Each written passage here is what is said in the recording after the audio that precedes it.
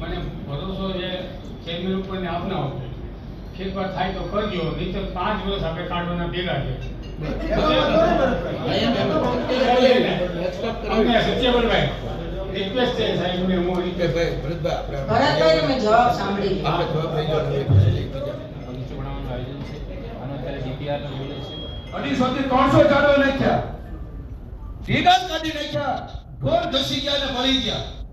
સાહેબે તાત્કાલિક આવી અને ત્યાં પાણી નાખ્યું, વાયવા, ફરીથી ઢીગા નાખ્યા. સાહેબ આવી જે સરકારી હોય છે દરેક જગ્યાએ ઝાડવા પડી જાય છે.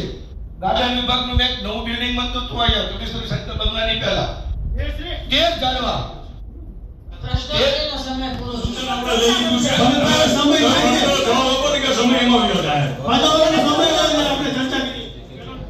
તો હાલમાં કરસમિયા તળાવ ખાતે ઓક્સિજન પાર્ક બનાવવાનું કામ ચાલુ છે. જેમાં આપણે લાસ્ટ વીક પણ 3000 વધારે વૃક્ષોનું રોપણ કર્યું અને ઓક્સિજન પખવાડા તળાવ પાસે જે તળાવ જે પાણી ભરાય છે એના સિવાય ઉપરની જગ્યા છે એમાં ઓક્સિજન પાર્ક બનાવવાનું કોર્પોરેશનનું આયોજન છે.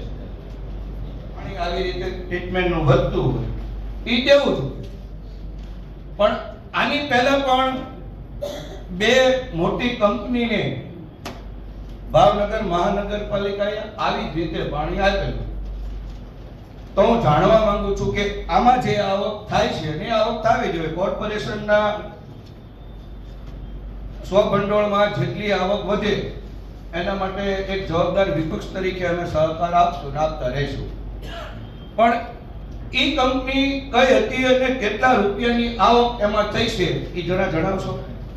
આની પહેલા એક કંપનીના 2200 થી 2500 રૂપિયાનું ટીકા લાવવાનું એ સારામાં સારી એ જ્યારે સપ્તપડી નહીં પણ હું હતું સારામાં સારું બોરસલી વાવેલી મોટી મોટી 5-5 8-8 ફૂટની પાણી વગર સુકાઈ ગયું તો ભરતભાઈની ચિંતા વ્યાજબી છે. આવી રીતે જ કરવાનું. કોઈ વાત યોગ્ય કરતો હોય, વડીલ કરતો હોય, ભાવનગરના હિતની વાત કરતો હોય તો મસ્કરીમાં લેવાનું. સાહેબ જોવા જેવા ઝાડવા હતા બધા બળી ગયા. આજની તારીખે વિડીયો છે તો તમને વિડીયો મેક્યો હતો. આવું તો આપણું પેટ પડે ને યાર, કોર્પોરેશનના પૈસા છે. એનું ધ્યાન નથી રાખ્યું ગાર્ડન વિભાગે તો હું એને વિશે આપણે બોલી નહીં ગયા. પ્રજાના ટેક્સના પૈસાનો જ્યારે વેડફાટ થાય તો અમારું પેટ પડશે. અને હવે ચોક્કસ અવાજ ઉઠાવશું. કેમ ભાઈ મળી ગયા ઝાડવા અને ગ્રીન સિટી વાળા બધા કેમ લીલા રહ્યા? આટલી બધી ગંભીર બેદરકારી કરે.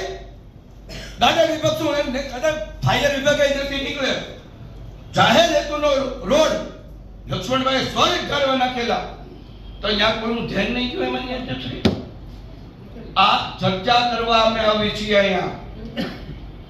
બેન આ તો મેં યોગ્ય વસ્તુ ચર્ચા કરવી છે.